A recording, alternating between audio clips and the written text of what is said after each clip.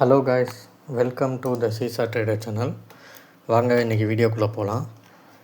இன்றைக்கி வீடியோக்குள்ளே போகிறதுக்கு முன்னாடி மண்டேக்கான ப்ரெடிக்ஷன் தான் இப்போ பார்க்க போகிறோம். இப்போ மண்டேக்கான ப்ரெடிக்ஷன் பார்த்துடலாம். ஃபஸ்ட்டு இதில் வந்து ஃப்ரைடே என்ன நடந்ததுன்னு பார்க்கலாம். ஃப்ரைடே நம்ம வழக்கம் போல் நம்ம சென்செக்ஸ் அண்ட் இன்ட்ராடே ப்ரெடிக்ஷன் வந்து கொடுத்துருவோம். Chart call and option chart வந்து கால் அண்ட் புட் சார்ட் வந்து கொடுத்துருவோம். கொடுத்துட்டு இப்போ மார்க்கெட் ஓப்பன் ஆனதும் ஃபஸ்ட்டு 5 மினிட்ஸ் வெயிட் பண்ணிவிட்டு வழக்கம் போல் ஆப்ஷன் செயின் டேட்டாவை பார்த்தோம். அதில் வந்து ரேஞ்ச் பவுண்ட் சினாரியோ இருந்தது. ஸோ ரேஞ்ச் பவுண்ட் சினாரியோனாலே ஸ்கேல்பிங் தான் பண்ணணும். அதுவும் அப்புறம் வந்து கம்மி பாயிண்டில் தான் நம்ம வந்து ட்ரேட் பண்ணணும். அதாவது ஃபுல் டார்கெட் வரைக்கும் வெயிட் பண்ணக்கூடாது. ஸோ அதான் இங்கே நான் மென்ஷன் பண்ணியிருக்கேன்.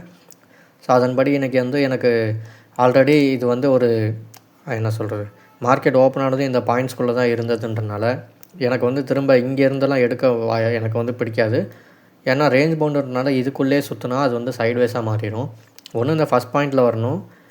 அதாவது ஏதோ ஒரு மார்க்கெட் இங்கே இந்த புட் சைடு வந்து ஃபஸ்ட் பாயிண்ட் போச்சுன்னா கால் சைடு வந்து தேர்ட் பாயிண்ட் போகும். இல்லை கால் சைடு ஃபஸ்ட் பாயிண்ட் போச்சுன்னா புட் சைடு வந்து தேர்ட் பாயிண்ட் போகும். அப்படி போனால் தான் ரேஞ்ச் பவுண்ட் வந்து ஒரு ட்ரேட் பண்ணுறதுக்கு நல்லாயிருக்கும். ஸோ மார்க்கெட் இங்கேயே இருந்ததால் எனக்கு வந்து ட்ரேட் பண்ண பிடிக்கல. அதனால் ஐ எம் அவாய்டிங் மார்க்கெட் அப்படின்னு சொல்லிட்டேன். ஸோ எனக்கு நான் ட்ரேட் எடுக்கல, அவாய்ட் பண்ணுறேன்னு. ஆனால் அதுக்கப்புறம் பார்த்திங்கன்னா மார்க்கெட் வந்து ஒரு நான் சொன்ன மாதிரி புட் சைடில் வந்து ஃபஸ்ட் பாயிண்ட் நியராக வந்துட்டு அதுக்கப்புறம் மேலே போச்சு. அதே மாதிரி ஃபஸ்ட் பாயிண்ட் இங்கே புட் சைடு ஃபஸ்ட் பாயிண்ட் வரும்போது கால் சைடு வந்து தேர்ட் பாயிண்ட் போச்சு. அகைன் திரும்ப வந்து இங்கே செகண்ட் பாயிண்ட் வந்து ஒரு என்ட்ரி மாதிரி கொடுத்துச்சு. இது கொடுத்தனால நான் வந்து கால் சைடு என்ட்ரி போகிறேன் அப்படின்னு சொல்லியிருந்தேன். ஓகேங்களா, இதுதான் நான் ட்ரேட் எடுத்ததுக்கான ரகசியம். ஏன்னா ஒருத்தர் கேட்டிருந்தீங்க, அவருக்காக நான் சொல்கிறேன். ஃபஸ்ட்டு என்ட்ரி எடுக்க மாட்டேன்னு சொல்லியிருந்தேன். காரணம் என்னென்னா செகண்ட் பாயிண்ட்டுக்குள்ளே சுற்றிட்டு இருந்தால் எனக்கு ட்ரேட் வந்து சரியாக விழாது. அதாவது சைட்வேஸ்லேயே போகும். 10 பாயிண்ட் போகும், திரும்ப 20 பாயிண்ட் கீழே, திரும்ப 10 பாயிண்ட் போகும், இப்படியே தான் போகும்.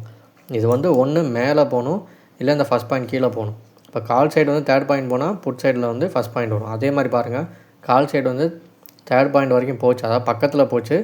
அகைன் வந்து கரெக்டான இங்கே வந்து செகண்ட் பாயிண்ட் தான் நம்ம என்ட்ரி எடுப்போம். அதாவது செகண்டு ஃபஸ்ட்டு தேர்டு இங்கே இருந்தால் நம்ம என்ட்ரி எடுக்கணும். ஸோ அப்படி பார்க்கும்போது இந்த செகண்ட் பாயிண்ட்லேருந்து கரெக்டாக இங்கே க்ரீன் கேண்டில் வைக்க போச்சு. ஸோ அதனால் அதே மாதிரி பாருங்கள், இது வந்து அபோவ் த செகண்ட் பாயிண்ட் இருக்கும்போது ஆப்போசிட்டில் பிலோ த செகண்ட் பாயிண்ட் வந்துருச்சா. ஸோ இதுதான் நான் கால் சைடில் ட்ரேட் எடுத்ததுக்கான ரீசன். ஃபஸ்ட்டு எடுக்க மாட்டேன்னு அப்புறம் எனக்கு என்ட்ரி செட்டப் கிடச்சிது. அதனால் நான் கால் சைடில் என்ட்ரி கொடுத்தேன், நானும் என்ட்ரி எடுத்தேன். ஆனால் சொன்ன மாதிரியே வந்து ஃபுல் டார்கெட் கிடையாது. ஏன்னா ரேஞ்ச் பவுண்டுன்றதுனால ஒரு 25 பாயிண்டில் வெளியே வரணும். நானும் அதே மாதிரி ட்ரேட் எடுத்துகிட்டு ஃபஸ்ட்டு ட்ரேட் எடுத்துகிட்டு 140 எடுத்தேன். அடுத்து 170 வரைக்கும் வெயிட் பண்ணேன். அதாவது ஆக்சுவலாக 165 வரைக்கும் தான் நான் வெயிட் பண்ணேன். பட் அதுக்குள்ளே மார்க்கெட் சல்லுன்னு போயிடுச்சு. போனனால எவ்வளோ வரைக்கும் போச்சோ அது வரைக்கும் நான் ப்ராஃபிட் புக் பண்ணிவிட்டேன். அதுதான் என்னோடய ட்ரேடு முடிச்சிட்டேன். பட் ஆனால் மார்க்கெட் வந்து நம்ம சொன்ன மாதிரி கால் சைடில் பாருங்கள் கம்மியான பாயிண்ட் வரைக்கும் போயிட்டு அகைன் ரிவர்ஸ் ஆகி புட் சைட்லேயே ஃபுல்லாக பறந்துருச்சு. இந்த புட் சைடு ஃபுல்லாக பறந்ததுக்கான ரீசன் எனக்கு தெரியலை. ஆனால் என்னோடய ஆப்ஷன் செயின் இண்டிகேஷனில் ரேஞ்ச் பவுண்ட் தான் காட்டுச்சு. பட் இதுக்கு முன்னாடி நான் சொன்ன மாதிரி 10 தடவை நான் ட்ரேட் எடுக்கிறேன்னா 10 தடவை நான் ப்ரிடிக்ஷன் கொடுக்குறேன்னா அதில் 8 தடவை கண்டிப்பாக பாஸ் ஆகும், 2 தடவை ஃபெயில் ஆகும். அண்ட் ஃபெயில் ஆகிறதுக்கு நான் ரொம்ப ஆசைப்பட்றேன்னு நான் அடிக்கடி சொல்லுவேன். காரணம் என்னென்னா 10க்கு 10மே பாஸ் ஆகிடுச்சுன்னா எனக்கே ஒரு கர்வம் வரும், ஆணவம் வரும். அப்புறம் நம்ம வந்து money management and risk management follow பண்ண மாட்டோம். அதை ஃபாலோ பண்ணணுன்னா நமக்கு ஃபெயிலியர் கண்டிப்பாக வேணும். அதனால் என்னோடய 10 தடவை ப்ரிடிக்ஷன் எடுக்கிறேன்னா அதில் 8 தடவை பாஸ் ஆகும். ஸோ 80% எனக்கு அக்யூரசி இருக்குது. அந்த அக்யூரசியில் மட்டும்தான் நான் டிசிப்ளினாக மெயின்டைன் பண்ணணும். டிசிப்ளின் மெயின்டைன் பண்ணலைன்னா கண்டிப்பாக என்னோடய கேபிட்டல் வாஷ் அவுட் ஆகிடும். ஓகேங்களா, ஸோ அதுக்காக எனக்கு ஃபெயிலியர் கண்டிப்பாக வேணும். பட் இது வந்து எனக்கு ஃபெயிலியர் எல்லாமே ஒரு பாடம் தான், எல்லாமே ஒரு லெசன் தானே.